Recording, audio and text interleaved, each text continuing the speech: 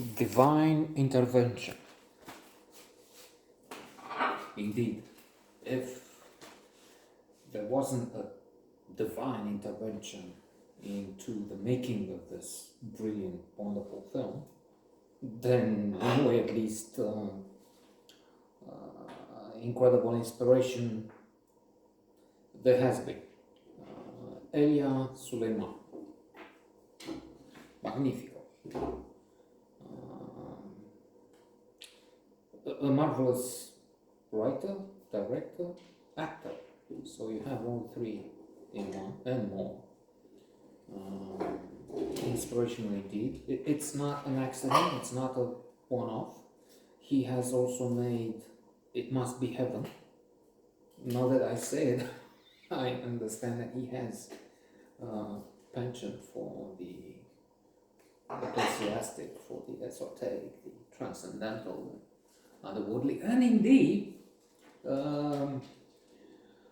if again let me attack and kick my favorite dead horse, evangelicals, voters, supporters of Trump, who believe in divine intervention and it must be heaven, but then they act as, well, worshippers of the devil, because this fellow, if there is such a thing as good and evil, God and Satan, he is the devil with his friends Putin. Anyway, let's extract a special operation and return to this semi-divine. Let's stick with that. Elia Suleiman, filmmaker, who also has some equanimity, a zen. There's a zen attitude within. He has that there. I would say, especially Must Be Heaven when he's a bit older. Let me, before I pass this out, it won jury prize in Cannes in 2002. Intervention, sorry, which makes it one of the best movies of that year. And let me put those two in my favorite top, what shall we say? Give me an idea. Comment, subscribe, share, like. No, there's no point in doing that. For the time being, but who knows, maybe stick around, maybe we increase the value dramatically of what we do, and so then you come back and find this brimming with sagesse and everything else. Je ne sais quoi, savoir faire, savoir vivre, vivre à fond, all the rest. So yeah, top best, let's say 25, maximum 50 of this century, and well, in the top 250 for all time. We'll see how that works if we really come to making a list. We're starting, but we're hard pressed. We have so much to do and only a small team. So, okay. It's a fabulous approach of serenity, equanimity, let me say that again, eudaimonia, hedonia, because on the one hand it exposes the abuses involved in the occupation in the West Bank and this conflict between Israel and Palestine, but with very often a smile on the face. He's looking at what people do in evil circumstances, but we also laugh at what happens. Let me give you this instance that comes to mind now. There's this fellow who keeps coming every morning, maybe it's afternoon, I don't know, it doesn't matter, with a bag of garbage, and he's throwing it in the garden of the neighbor. And we see him at different stages. He's again a certain later stage, there's this woman, the neighbor, who's throwing all this back.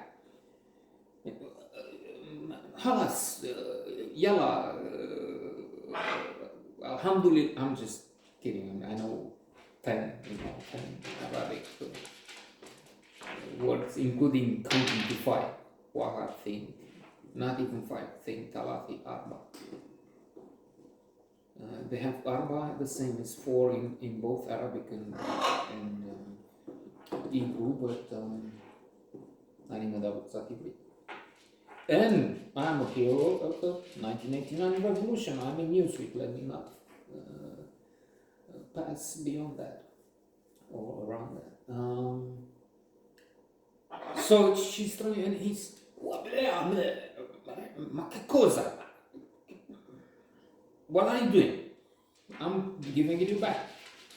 Why? Because you threw it this year. But is this civilized? I mean, don't we have to talk about it first? Then there's another thing.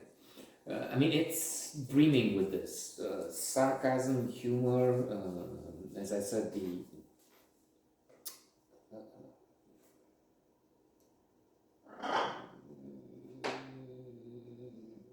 repulsive situation, occupation, and so on. Although I'm biased on the Israeli side, I've been working with Israelis for a long time, so there's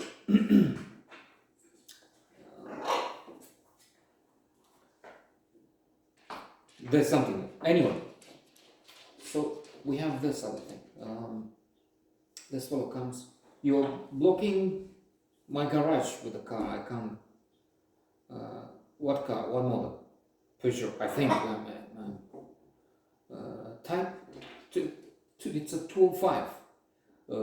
Make. I don't know. 5, 7. I'm just. But it keeps asking details. Registration plate. So. Our man disappears for some seconds and we hear a car alarm. It's screaming like the police. And then he comes with a with a plate, registration plate. He reads, I don't know, it's Tel Aviv. It's not Tel Aviv. It's Haifa with 5-3 and throws the plate down. Then we have a balloon with a face of Arafat floating as a sort of a mockery. Again, irony. It's fabulous. And then they have their checkpoint, which is falling down. So this woman was looking great. And we also have a love story in there, and she's crossing to see the man she loves, and the guards at the post are ready to take action, but then the checkpoint falls down. Let me see what else. This guy who's destroying the cement, fixing a hole, and then the car comes and poof is smashing bottles. Is this boy who's kicking the ball and he's losing it. And then as symbol, because there's so much symbolism in there, it's amazing. There's a visitor, so many travelers, religious ones, and now people around here are celebrating Easter. Not us so much with atheists, maybe agnostic. Anyway, and so people go to in big numbers to. And, can you tell me the place to the Church of Jesus, Second Coming? Let me think. It's but she's asking at a policeman who is with a van.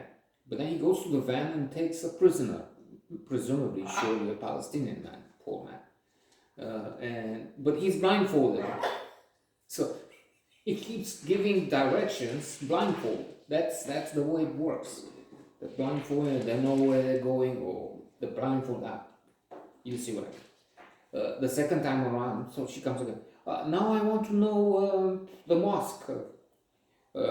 Wait, and he's going, but the prisoner has disappeared. So he's